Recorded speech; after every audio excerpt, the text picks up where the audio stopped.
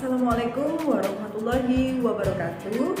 Saya Arini Dinar Haq, Guru BK SMP Negeri 1 Kasembon, Kabupaten Malang, sekaligus mahasiswa PBG dalam jabatan tahun 2022 LPTK Universitas PGRI Adibuana, Surabaya.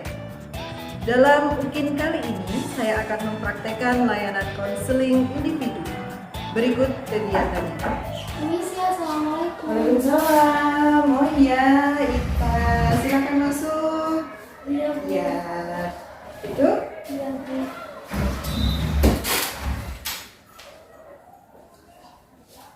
Ita, gimana kabarnya hari ini, Ita? Baik, Bu. Baik ya, alhamdulillah. Ya, Ibu senang sekali Ita mau berkunjung ke ruang BK, gitu ya. Ini tadi di kelas pelajaran apa? Pelajaran bahasa Inggris, Bu. Bahasa Inggris. Oh, bahasa Inggris. Senang pelajaran bahasa Inggris atau enggak nih? Iya, Bu, senang karena saya suka pelajaran bahasa Inggris. Aku suka pelajaran bahasa Inggris. Oh, berarti bisa ngomong bahasa Inggris nah ya? Sedikit, Bu. Sedikit. Tapi pernah ikut lomba bahasa Inggris kan? Pernah dulu saat SD, tapi sudah lama. Oh iya, Bu. Kenapa saya dipanggil ke sini ya?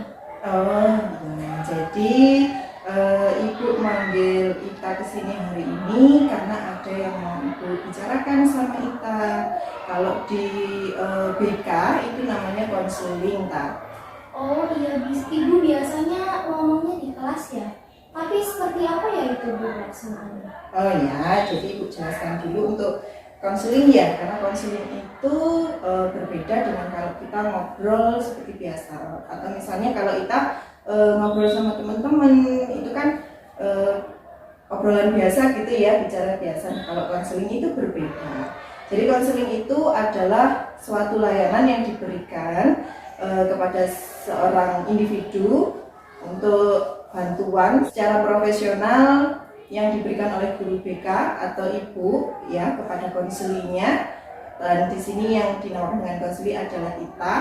Tujuannya adalah membantu nanti menyelesaikan permasalahan yang sedang Ita alami saat ini. Seperti itu.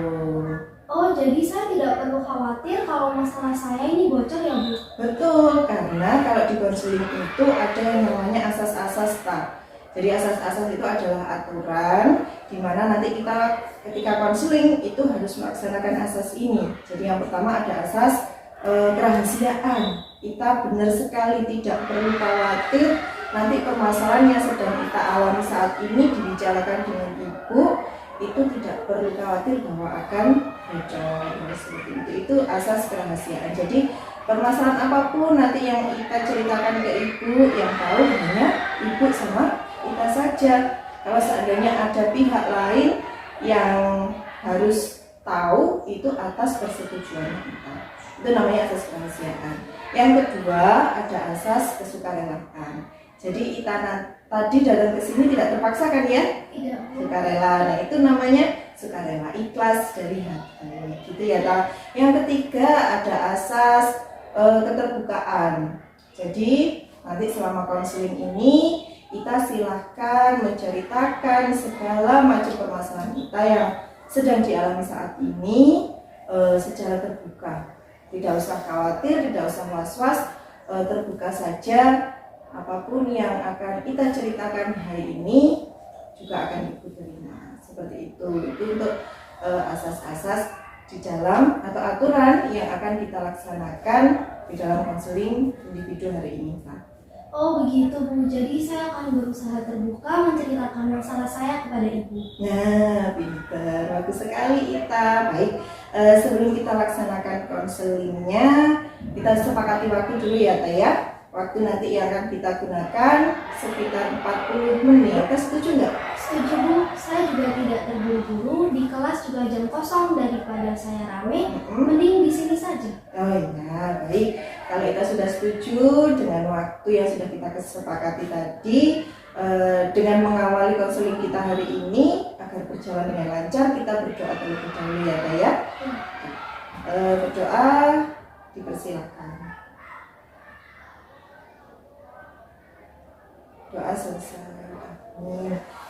Nah, kita lanjutkan lagi konselingnya ya. Setelah kita berdoa tadi, mudah-mudahan hari ini kita konselingnya bisa berjalan dengan lancar. Kemudian nanti kita bisa mendapatkan solusi yang terbaik untuk permasalahan kita. Itu ya. Oke, begini Ibu kan pada waktu masuk ke kelas itu kan Bu Arini itu melihat, mengobservasi jadi anak-anak itu seperti apa keaktifannya di kelas. Nah, kalau Ibu lihat akhir-akhir ini ketika saya masuk kelas itu kita itu terdiam, sering diam, kemudian tidak bareng-bareng sama teman-teman, terlihat seperti menyendiri, seperti itu kan? Iya, benar seperti itu? Iya Bu, benar. Oh ya, yang kamu rasakan bagaimana kok bisa seperti itu? Maksudnya tidak sama dengan teman-temannya seperti itu? Saya takut diolok-olok, diejek-ejek sama mereka kalau saya berteman dengan mereka Bu. Jadi kamu takut diolok-olok kalau berteman dengan mereka ya? Iya. Baik, kalau begitu di dalam konseling individu hari ini apa sih yang akan kita harapkan? Ya, menyelesaikan masalah saya ini Bu, karena sebenarnya ini mengganggu saya.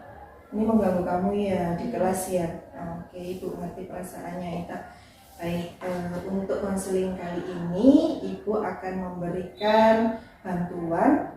Nanti jadi tujuannya itu adalah menyelesaikan masalahnya Ita dengan cara merubah keyakinan irasionalnya Ita menjadi keyakinan yang rasional, gitu ya? Iya Bu. Setuju Ita? Setuju Bu. Setuju. Nah, kalau setuju nanti teknik yang akan Ibu gunakan dalam memberikan bantuan kepada Ita hari ini adalah namanya REBT, Rational Emotive Behavior Therapy, sehingga menumbuhkan perilaku yang lebih baik bagi Ita, gitu ya. Kemudian teknik tambahnya nanti ada film modeling. Jadi nanti Ibu sudah nanti punya materi dan juga video yang bisa kamu tonton sebagai modelnya. Seperti itu. Kemudian nanti video itu nanti bisa kita amati, begitu. Iya Bu. Itu ya Teh ya. Iya. Tadi kan Ita sudah menjelaskan bahwa Ita itu takut diolok-olok ya sama teman-teman. Berarti bisa nggak Ita menceritakan kejadian awalnya itu seperti apa Tah? Sepertinya dulu saat SD, saya ditertawakan, diejek, karena waktu itu saya pertama kali memakai kacamata. Jadi mereka mengolok-olok saya. Begitu. Berarti kejadian Ita itu sekarang jadi pendiam, nggak berani sama kumpul teman-teman. Berarti ada kejadian masa lalu pada saat di SD, Ita itu pernah diolok, diejek sama teman-teman, gitu ya. Terus akhirnya sekarang bagaimana? Apa yang Saya terjadi? jadi takut diejek lagi kalau berteman dengan mereka. Berarti Ita punya keyakinan kalau nanti Ita bergaul sama teman-teman, berteman sama mereka, nanti akan terjadi lagi hal itu. Menurut Ita seperti itu? Iya Bu. Itu keyakinan Ita ya? Iya Bu. Ya, baik. Kemudian dari hal tersebut yang Ita utarakan tadi, bahwa Ita punya keyakinan nanti kalau saya berteman dengan mereka nanti saya diolok-olok. Kalau saya nanti kumpul sama mereka nanti diejek, seperti itu. Nah, akibatnya apa Ita punya perasaan seperti itu? Saya jadi tidak punya banyak teman. Setiap kerja kelompok saya merasa tidak akrab dengan mereka. Saya selalu merasa sendiri Bu, tidak berani berbicara, takut. Terus setiap disuruh maju ke depan, saya selalu deg-degan. Seperti itu. Baik, Ibu memahami perasaan Ita. Nah, Ita tadi kan Ita sudah menceritakan. Jadi kalau Ita itu punya keyakinan kalau misalnya nanti Ita bergaul dengan teman-teman, ikut bareng-bareng dengan teman-teman, itu Ita punya keyakinan bahwa nanti akan diejek dan diolok-olok, gitu ya. Kemudian Ita sudah menceritakan bahwa dampak dari itu Ita jadi sekarang jadi anak yang tidak berani bicara, tidak berani berkumpul dengan teman-teman, tidak berani sosialisasi dengan teman-teman. Seperti itu ya Teh ya? Iya Bu. Oke, berarti kalau Ibu lihat dari sini, apakah kita memiliki konsep diri yang negatif tak? Sepertinya iya Bu, tapi konsep diri itu lebih jelasnya seperti apa ya Bu? Oke, baik. Ibu jelaskan dahulu. Ini kebetulan Ibu punya materi tentang konsep diri. Nah, kita bisa lihat di sini, bisa diamati yang dinamakan dengan konsep diri. Jadi seperti ini. Konsep diri itu adalah cara dan sikap seseorang individu dalam memandang dirinya sendiri, seperti mengenal karakteristik diri sendiri, tingkah laku diri sendiri, perbuatan, bahkan kemampuannya dia juga tahu. Itu namanya konsep diri. Nah, apabila individu menganggap bahwa dirinya konsep diri yang baik, gitu ya, atau yang positif pada dirinya. Tapi sebaliknya, apabila seseorang itu menganggap bahwa dirinya tidak mampu, minder, dalam artian pesimis lah tentang dirinya sendiri, sebelum mencoba dia sudah merasa gagal. Nah, itu namanya adalah konsep diri yang negatif. Tahu bedanya ya? Iya Bu. Oke. Jadi kalau misalnya ada seseorang nih yang dia itu yakin akan kemampuan dirinya sendiri, kemudian dia itu bisa mengatasi masalahnya sendiri, bisa mengatasi keadaan ketika dia kesulitan, itu namanya konsep diri yang positif ya. Tapi kebalikannya, kalau seorang individu itu merasa pesimis dengan keadaan dirinya, merasa tidak mampu, lebih buruk dari teman-temannya, itu dinamakan dengan konsep diri yang negatif. Baik, dari sini bisa dipahami ya untuk konsep diri. Oh begitu ya Bu, saya sudah paham Bu. Baik, itu tadi kan pengertian konsep diri ya. Nah, sekarang ciri-ciri konsep diri positif dan negatif. Bagaimana ciri-cirinya anak yang memiliki konsep diri positif? Ini ada mampu beradaptasi dengan keadaan, dia optimis, dia percaya diri, berpikir setiap masalah ada solusinya. Kemudian dia bisa menerima diri dengan apa adanya, menerima resiko dan kelemahannya, memiliki keinginan untuk introspeksi diri dan kemampuan dalam memperbaiki dirinya sendiri, dapat menerima pujian dan dari individu lain tanpa rasa malu. Dengan kata lain, dia tidak akan hanyut ketika mendapatkan sanjungan dari individu lain. Sekarang adalah ciri-ciri konsep diri yang negatif. Contohnya seperti apa? Nah, dia hanya melihat kelemahan pada dirinya saja, sedangkan semua orang itu memiliki kelemahan dan kelebihan, tapi dia hanya melihat kelemahan-kelemahan pada dirinya saja. Kemudian yang kedua, merasa pesimis setiap kali menghadapi suatu kompetisi dengan individu lain. Kemudian tiga, memiliki sifat yang sensitif atau peka apabila mendapat kritikan dari individu lain, dia langsung agak sensitif gitu ya, lesu, ibaratnya seperti itu, marah. Tuh, kemudian memiliki perasaan bahwa dirinya tidak disenangi oleh individu lain. Pasti merasa bahwa dirinya itu lebih lemah dibanding dengan teman-teman lainnya. Memandang dirinya lebih rendah, lebih lemah daripada teman-teman lain. Dan yang terakhir, dia lebih pesimis sebelum mencoba. Nah, itu yang dinamakan dengan ciri-ciri konsep diri yang negatif. Gitu kita ya. Oke, berikutnya adalah dari ciri-ciri konsep diri positif dan negatif yang sudah kita lihat tadi. Kira-kira nih, kita itu termasuk yang memiliki konsep diri positif atau yang negatif, nah? Negatif Bu, karena ciri-cirinya sesuai apa yang saya alami. Oh, berarti kita memahami bahwa saat ini kita sedang memiliki konsep diri yang negatif, seperti itu ya? Iya Bu. Ya. Baik kita, kalau kita tadi sudah merasa bahwa memiliki konsep diri yang negatif, lalu kira-kira penyebabnya apa kan? Penyebabnya kita menjadi mempunyai konsep diri yang negatif. Karena saya tidak berani dan takut diejek kalau berbicara Bu. Jadi penyebabnya takutnya itu ya, karena takut diejek sama teman-teman. Nah, kira-kira kalau kita lihat lagi, teman-teman memang melakukan hal seperti itu enggak? Kalau teman-teman sekelas sih tidak, Bu. Mereka pasti mengajak saya ke kantin saat jam istirahat, tapi saya tidak mau. Kamunya yang nggak mau berarti ya. Kalau teman-teman tidak melakukan hal seperti yang kita yakini atau kita pikirkan, tidak. Tidak, berarti itu kita sendiri ya yang nggak mau. Iya, Bu, tapi memang saya tidak seperti teman-teman yang nilainya bagus, teman-teman yang cantik. Kan saya jelek pakai kacamata. Oke, kalau begitu begini.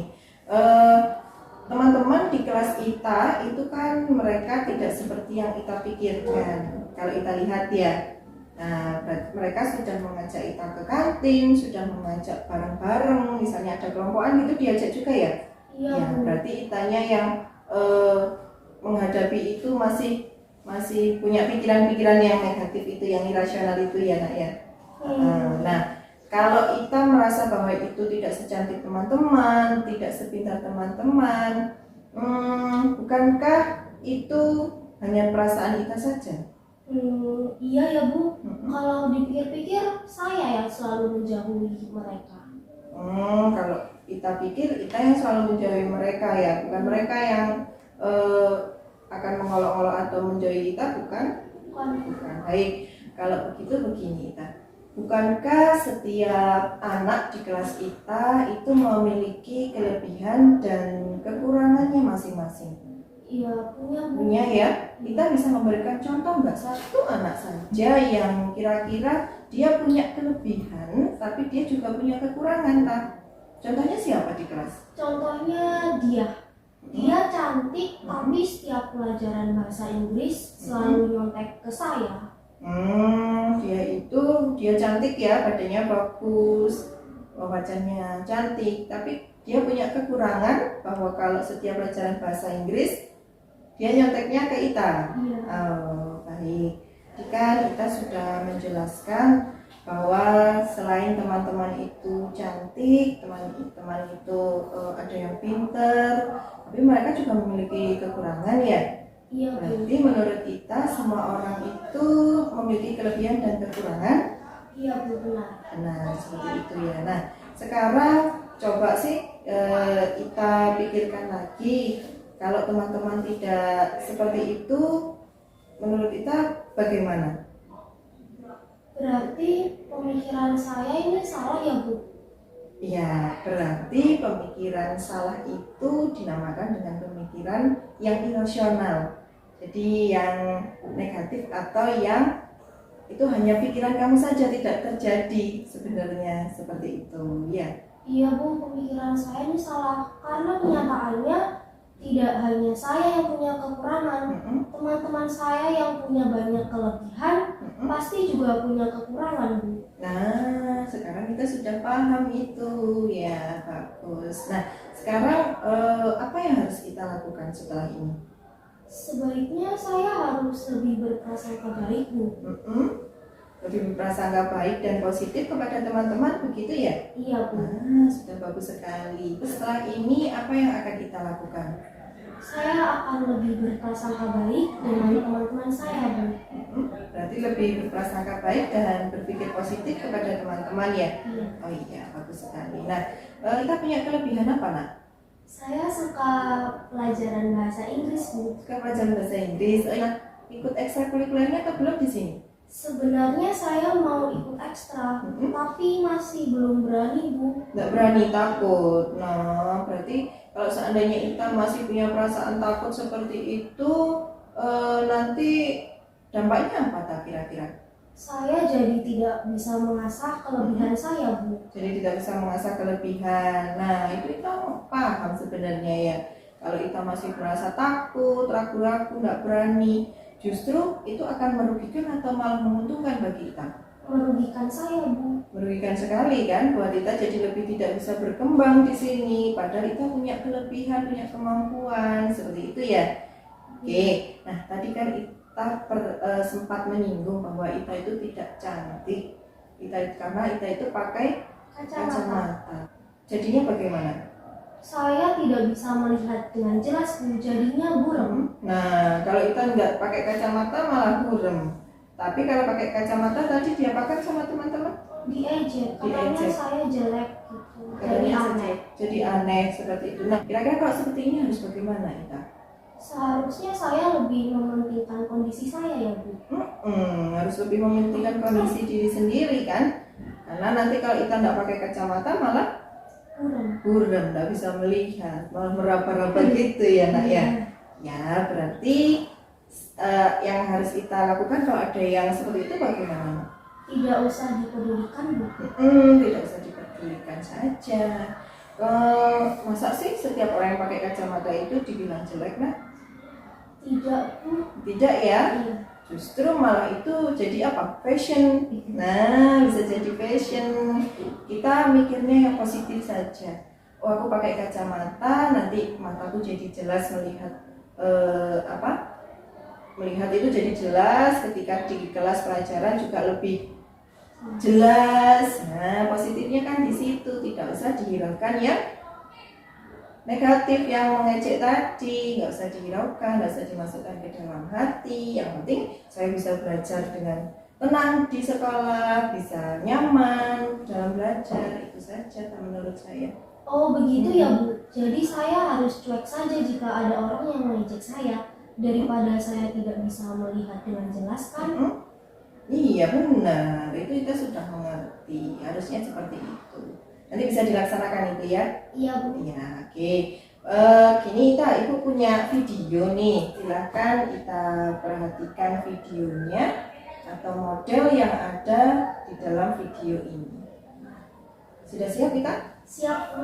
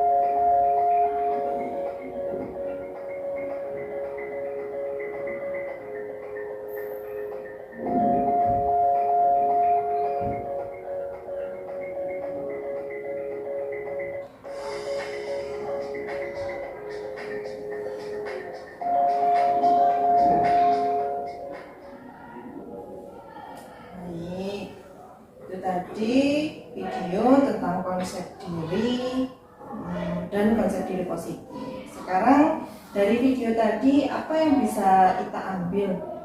Videonya bagus nih, saya jadi semangat. Videonya tentang anak yang mempunyai konsep diri positif. Betul. Jadi seorang Joni tadi ya, dia mempunyai konsep diri yang positif. Kemudian dalam kesehariannya dia selalu berpikir positif sehingga menumbuhkan hal-hal positif juga dalam kehidupan sehari-harinya. Dia lebih memandang bahwa dirinya itu positif, lebih optimis seperti itu. Jadi hasilnya baik. Gitu ya. Iya Bu. Kita setelah menonton video tadi itu coba sekarang dibandingkan antara si Joni ya modeling tadi, diri Ita yang sekarang itu seperti apa? Kalau saya seperti Joni, saya tidak akan minder lagi Bu dan bisa ikut ekstra ECC supaya bakat saya bisa diasah. Oke, berarti kalau Ita mau bergaul dengan teman-teman akan diejek. Kemudian setelah itu kita jadi merasa tidak cantik di kelas, merasa minder di kelas gitu ya. Nah sekarang Ita sudah mengerti bahwa nanti setelah nonton video tadi Ita jadi kalau misalnya memiliki konsep diri yang positif seperti modeling tadi, seperti Joni tadi, Ita bisa mempunyai keyakinan yang rasional, kemudian bisa mengikuti ekstra yang untuk mengembangkan bakatnya Ita. Seperti itu ya? Iya Bu, betul. Nah, sekarang Ita pemikiran atau keyakinan apa saja yang nanti bisa Ita terapkan setelah mengikuti konseling ini? Saya akan mencoba untuk berpikir lebih positif, tidak berburuk sangka dengan teman-teman, dan tidak merasa minder Bu, supaya saya bisa ikut ekstra ECC untuk mengembangkan bakat saya. Wah, itu pemikiran yang bagus sekali yang nanti bisa diterapkan ya setelah konseling ini. Baik, sekarang kita simpulkan dulu konseling kita hari ini. Jadi yang pertama tadi kita datang ke sini punya masalah bahwa Ita itu memiliki konsep diri yang negatif karena Ita itu punya keyakinan bahwa kalau misalnya Ita bergaul dengan teman-teman, bersama teman-teman ke kantin dan lain sebagainya, Ita itu nanti punya keyakinan bahwa nanti akan diejek mereka, akan dipermalukan, diolok-olok seperti itu ya. Itu keyakinan yang irasionalnya Ita. Nah setelah kita melakukan konseling hari ini, kita mempunyai keyakinan baru atau keyakinan yang rasional bahwa setelah ini yang akan kita lakukan adalah Lebih berpikir positif. Kemudian kegiatan apa yang bisa dilakukan?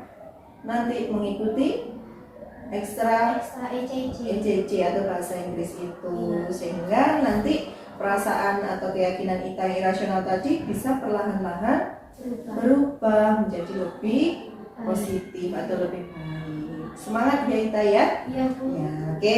Dari hasil konseling kita hari ini, Ita, apa yang kamu rasakan? Alhamdulillah Bu, lega sekali. Saya bisa merasakan apa yang saya rasa dan ternyata masalah itu berasal dari keyakinan saya sendiri. Iya, betul. Nah, jadi perasaan itu muncul dari keyakinan Ita sendiri. Bahwa sebenarnya itu kan semua orang memiliki kelebihan dan kelemahan masing-masing ya. Iya. Nah, itu yang harus kita rubah saat ini untuk bisa mempunyai keyakinan yang rasional. Gitu ya, Taya? Iya Bu. Baik, Ita, karena ini tadi sudah kita laksanakan konseling, perasaan Ita setelah ini bagaimana? Alhamdulillah sangat membantu Bu. Saya jadi tahu apa yang harus saya lakukan setelah ini. Oke, jadi Ita mulai tahu ya apa yang bisa dilakukan setelah ini, nanti biar bisa ada perubahan lebih baik, gitu ya Taya. Oke, Ita tadi perasaannya kan sudah lega, alhamdulillah. Nah, apakah konseling hari ini bisa membantu Ita? Alhamdulillah sangat membantu Bu. Saya jadi tahu apa yang harus saya lakukan setelah ini. Nah, baik. Berarti kalau Ita sudah tahu apa yang setelah ini akan Ita lakukan, gimana kalau minggu depan kita konseling lagi, Ita? Boleh Bu, minggu depan saat ada waktu pelajaran BK saya bisa berkunjung ke sini. Oh ya, minggu depan untuk melihat sejauh mana Ita bisa melaksanakan rencana-rencana tadi, kita konseling yang kedua gitu ya Taya? Iya Bu.